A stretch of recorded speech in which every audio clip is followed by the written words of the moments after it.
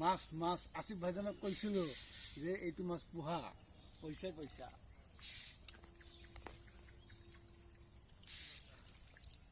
মোক অলপ দেখা দিবা ৰাহুল আহিছে আমাৰ ইয়াতে মাছ কিনিব মাছ চাই আছো ভাল লাগিছে চাই বহুত ধুনীয়া লাগিছে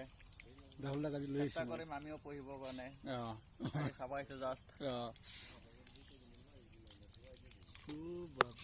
এইটো শুকানতো উঠি আহিছে মাছ চাওক না কেনেকৈ উঠি আহিছে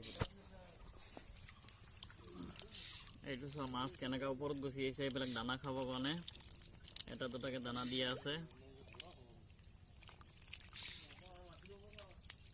এইটো চাইনিজ